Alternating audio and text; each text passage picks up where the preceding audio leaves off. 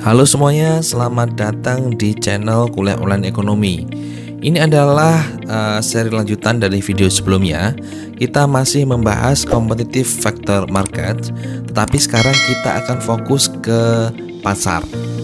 Oke, kita mulai. Gambar ini akan menjelaskan arah pembahasan kita. Oke, jadi di tingkat pasar ada permintaan terhadap faktor kurva demand, ada penawaran faktor produksi, kurva supply. Perpotongannya adalah equilibrium tingkat keseimbangan. Ada harga faktor produksi, misalnya kalau labor adalah upah atau wage, dan jumlah faktor produksi yang diperjualbelikan, yang digunakan. Nah, kita kemarin di video sebelumnya sudah membahas bahwa harga keseimbangan ini akan digunakan ke perusahaan. Nah, di sisi perusahaan, di video sebelumnya sudah kita bahas, harga keseimbangan inilah yang merupakan kurva penawaran yang dihadapi oleh perusahaan di dalam pasar faktor produksi yang mempunyai struktur persaingan sempurna. Oke, kurva supply-nya sekali lagi adalah kurva wage, kurva horizontal tingkat harga tertentu yang merupakan tingkat harga keseimbangan pertemuan antara demand dan supply di pasar. Nah, di video sebelumnya juga kita sudah membahas bahwa untuk kurva permintaan yang dihadapi oleh perusahaan itu sebenarnya adalah merupakan kurva MRP, Marginal Revenue Product. Nah, di sini saat ini kita akan fokus ke pasar, artinya kita akan membahas pasar, kemudian permintaan dan penawaran yang ada di pasar. Oke, kita mulai. Kita ulangi ya biar lebih paham. Jadi saat kita membahas permintaan dan penawaran faktor produksi yang dihadapi oleh satu perusahaan tertentu di pasar persaingan sempurna, konsep penawarannya adalah fix. Kurvanya horizontal. Sebesar apa? Sebesar harga faktor atau labor yang merupakan hasil dari keseimbangan pasar. Tadi saya sudah sampaikan. Nah, keseimbangan pasar, perpotongan permintaan dan penawaran yang ada di pasar. Oke, kita akan membahas permintaan dan penawaran tersebut yang tadi telah kita jelaskan di grafis tadi. Kita awali dari permintaan pasar. Permintaan pasar terhadap factor market. Oke, jadi untuk memperoleh permintaan pasar, kalau produknya adalah barang dan jasa tertentu, berarti kita mengakumulasi seluruh permintaan individu di dalam industri tertentu. Oke, kita jumlahkan, kita akumulasikan masing-masing permintaan individu, kita memperoleh permintaan pasar. Namun untuk faktor market itu berbeda. Pasar untuk faktor produksi atau input ini berbeda. Kita tidak bisa mengakumulasi permintaan perusahaan dalam suatu industri tertentu, itu belum cukup. Karena apa? Karena ternyata faktor produksi ini akan digunakan lintas industri. Jadi bagaimana kita menentukan permintaan pasar? Yang pertama, kita tentukan dulu permintaan faktor untuk masing-masing industri. Kemudian yang kedua, permintaan pasarnya adalah akumulasi atau penjumlahan permintaan industri tadi secara horizontal. Oke, jadi konsepnya seperti itu. Kita mulai yang pertama, kita akan menentukan permintaan faktor untuk masing-masing industri. Untuk permintaan di industri terhadap faktor market, kurva permintaan industri itu bukanlah hasil akumulasi horizontal atas semua permintaan perusahaan di dalam industri tersebut. Oke. Jadi saat tingkat upah di perusahaan-perusahaan dalam industri tersebut turun, membuat total labor dalam industri yang dipekerjakan itu menjadi meningkat. Oke. Konsekuensinya apa? Konsekuensinya adalah jumlah output yang diproduksi itu akan naik, yaitu kurva S akan bergeser ke kanan, yang membuat harga output turun. Nah, turunnya P atau turunnya MR itu akan membuat kurva MRPL itu akan bergeser ke kiri. Kenapa seperti itu? Karena kita sudah mempunyai rumus bahwa MRPL adalah MR dikalikan dengan MPL. Saat MR turun berarti MRPL akan bergeser ke kiri, ikut turun juga. Nah, bergesernya MRPL ini akan membuat jumlah labor yang dipekerjakan tidak sebesar tanpa pergeseran MRPL. Inilah sebabnya mengapa di awal tadi saya sebutkan bahwa kurva permintaan industri bukanlah hasil akumulasi horizontal semua permintaan perusahaan dalam industri tersebut. Karena apa? Karena di sini akan terjadi perubahan harga. Lebih lengkapnya akan kita bahas secara grafis. Kita akan membangun kurva permintaan di industri dari kurva permintaan di masing-masing perusahaan. Oke, misalnya perusahaan menghadapi MRPL1. Misalnya saat ini tingkat upahnya adalah 15 dolar. Berarti labor yang digunakan adalah 100. Nah, mungkin di perusahaan-perusahaan lain juga mirip seperti ini. Sehingga kita memperoleh jumlah labor yang digunakan dalam industri tersebut yang merupakan akumulasi dari perusahaan-perusahaan ini. Kita mempunyai titik ini. Oke. Kemudian misalnya tingkat harga itu turun menjadi 10 dolar. Konsekuensinya apa? Konsekuensinya di perusahaan jumlah labor yang digunakan itu akan naik. Karena kita potongkan dengan MRPL1 sekarang jumlahnya 150.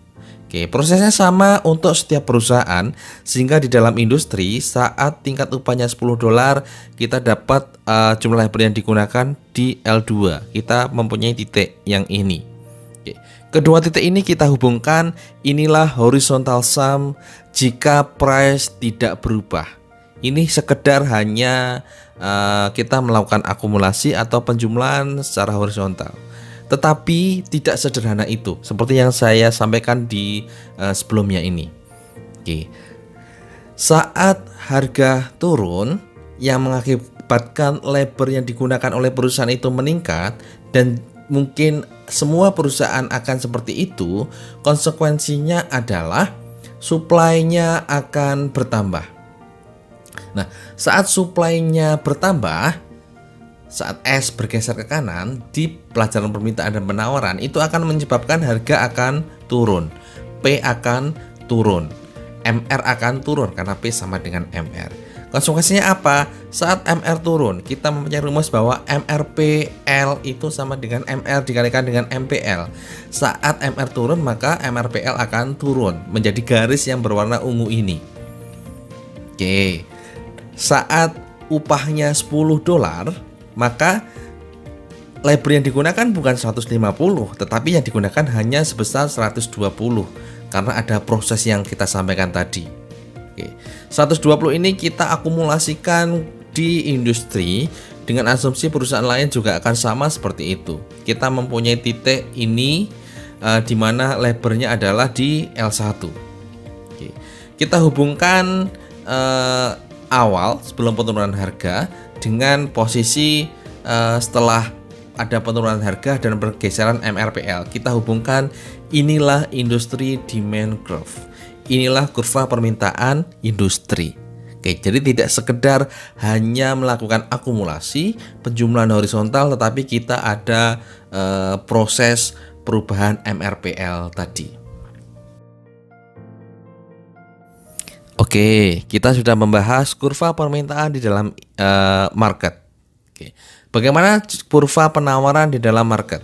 Oke, kurva penawaran di pasar itu biasanya bentuknya adalah upward sloping, artinya dia naik dari kiri bawah ke kanan atas. Namun ada beberapa kasus yang kurva penawarannya itu backward bending, artinya dia bengkok. Tidak hanya dari kiri bawah ke kanan atas, tetapi pada titik tertentu dia akan berbalik dari kanan ke kiri dan naik. Jadi bentuknya seperti bengkok seperti di gambar.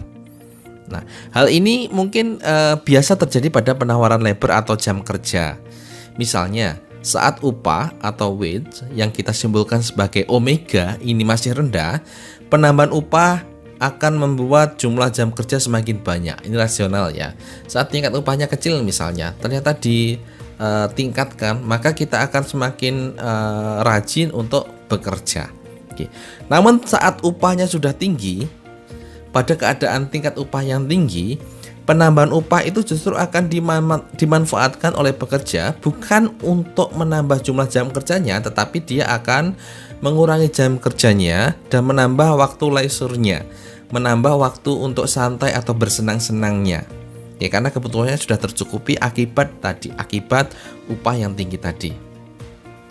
Oke, seperti itu. Sehingga sekali lagi gambarnya tampak seperti ini. Kita akan menganalisis backward banding ini dengan analisis perilaku konsumen, di mana seseorang itu dihadapkan pada trade-off, pada pilihan waktunya untuk bekerja atau waktunya untuk leisure atau bersenang-senang. Oke, sumbu Y-nya adalah jumlah upah yang merepresentasikan waktu kerja, dan sumbu Y-nya adalah waktu leisure atau bersenang-senang. Oke, sumbu X-nya adalah waktu bersenang-senang atau leisure. Nah, saat kita perhatikan di gambar, gambarnya seperti ini. Jadi kasus kita ini adalah adanya kenaikan tingkat upah, sehingga semacam budget line kita itu akan berubah dari yang warnanya biru paling bawah menjadi yang garis putus-putus. Oke, saat upahnya $10. Oke, upahnya $10, kombinasi optimumnya itu ada 8 jam kerja, oke, dan 16 jam leisure atau di titik A. Ini kombinasi optimumnya. Kemudian saat upahnya berubah menjadi 30, yang direpresentasikan budget line-nya itu menjadi garis yang putus-putus. Kombinasi optimnya sekarang adalah 5 jam kerja, 5 jam untuk bekerja, dan 19 jam untuk leisure atau di titik B. Kalau kita gambarkan perubahan kombinasi konsumsi dari titik A ke titik B, maka kita bisa menarik kesimpulan bahwa semakin di sini ya, di kasus ini, saat upahnya semakin tinggi, itu justru leisure-nya, waktu bersenang-senangnya itu juga ikut tinggi. Dalam ini berarti jumlah waktunya untuk bekerja itu akan dia kurangi. Inilah yang kalau kita gambarkan hubungan antara upah dan jam kerja, maka hubungannya akan berbentuk backward banding. Sekali lagi, semakin tinggi upah, jam kerjanya semakin kecil. Nah, kita bisa menguraikan lagi perpindahan kombinasi konsumsi dari A ke B tadi itu ke dalam dua channel yang kita sudah bahas, substitution effect dan income effect. Oke. Substitution effect-nya berarti dari A ke C kalau di gambar ini.